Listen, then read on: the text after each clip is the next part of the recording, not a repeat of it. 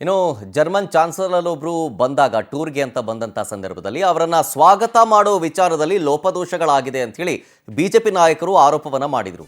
ಈ ಆರೋಪ ವಿಚಾರ ಸಂಬಂಧಪಟ್ಟಂತೆ ಇದೀಗ ಸಚಿವರಾದಂತ ಎಂಬಿ ಪಾಟೀಲ್ರು ರಿಯಾಕ್ಷನ್ ಕೊಟ್ಟಿದ್ದಾರೆ. ನಾನು ಸರ್ಕಾರದ ಪ್ರತಿನಿಧಿಯಾಗಿ ಅವರನ್ನ ಸ್ವಾಗತ ಮಾಡಿದ್ದೀನಿ. ಅವರ ಟೂರ್ ಪ್ರೋಗ್ರಾಂ ಮೊದಲೇ ಫಿಕ್ಸ್ ಆಗಿತ್ತು. ಅವರದ್ದು ಸರ್ಕಾರದ ಜೊತೆಗೆ ಯಾವುದೇ ರೀತಿಯಾದಂತಹ ಕಾರ್ಯಕ್ರಮ ಇರಲಿಲ್ಲ. ಕೇವಲ ಜರ್ಮನ್ ಮೀಡಿಯಾಗೆ ಮಾತ್ರ ಮಾಹಿತಿಯನ್ನ ಕೊಟ್ಟಿದ್ರಷ್ಟೇ. ಅವರನ್ನ ಸಿಎಂ ರಿಸೀವ್ ಮಾಡೋದಕ್ಕೆ ಮಾತ್ರ ಬರಬಹುದಿತ್ತು. ಖಾಸಗಿ ಕಾರ್ಯಕ್ರಮ ಅಲ್ಲದಿದ್ದರೆ ಖಂಡಿತವಾಗಿಯೂ ಕೂಡ ಸಿಎಂ ಬರ್ತಾ ಇದ್ರು. ಸರ್ಕಾರದ ಕಾರ್ಯಕ್ರಮಕ್ಕೆ ಅವರು ಬರ್ತಾ ಇರಲಿಲ್ಲ. ಬಿಜೆಪಿ ನಾಯಕರ ಆರೋಪಕ್ಕೆ ಸಚಿವರಾದಂಥ ಎಂಬಿ ಪಾಟೀಲ್ರು ಪ್ರತಿಕ್ರಿಯೆಯನ್ನ ಕೊಟ್ಟರು.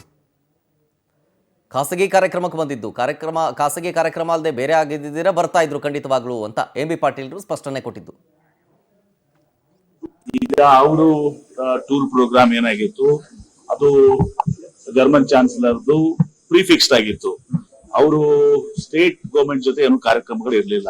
ಮುಖ್ಯಮಂತ್ರಿಗಳು ಭೇಟಿ ಆಗುವಂತದ್ದಾಗ್ಲಿ, ಚರ್ಚೆ ಆಗಲಿ, ಮೀಟಿಂಗ್ಸ್ ಆಗಲಿ, ಅವರು ನೇರವಾಗಿ ಬೆಂಗಳೂರು ಬಂದು ಬಾಷ್ಗೆ ಮತ್ತು ಇಂಡಿಯನ್ ಆಫ್ ಸೈನ್ಸ್ಗೆ ಹೋಗಿ ಅವರ ಪ್ರೋಗ್ರಾಮ್ ಪ್ರಿಫಿಕ್ಸ್ಡ್.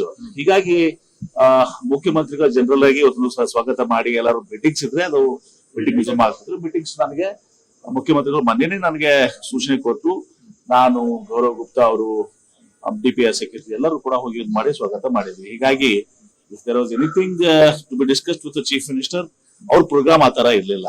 ಅವ್ರ ಪ್ರೋಗ್ರಾಮು ಡೈರೆಕ್ಟ್ಲಿ ವಾಷ್ಗೆ, ಅಲ್ಲಿ ಒಂದು ಇಂಡಿಯನ್ ಮೀಡಿಯಾಗೂ ಕೂಡ ಅವ್ರು ಇದು ಮಾಡಿಲ್ಲ, ಒಟ್ಟು ಜರ್ಮನ್ ಮೀಡಿಯಾಗೆ ಬರೋದು. ಅವರು ಪ್ರೀ ಸೆಟ್ ಪ್ರೋಗ್ರಾಮ್ ಇತ್ತು.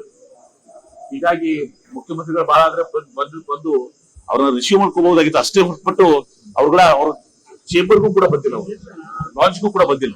ಈಗ ಅವರು ಟೂರ್ ಪ್ರೋಗ್ರಾಮ್ ಏನಾಗಿತ್ತು, ಅದು ಜರ್ಮನ್ ಚಾನ್ಸಲರ್ದು ಪ್ರಿಫಿಕ್ಸ್ಡ್ ಆಗಿತ್ತು.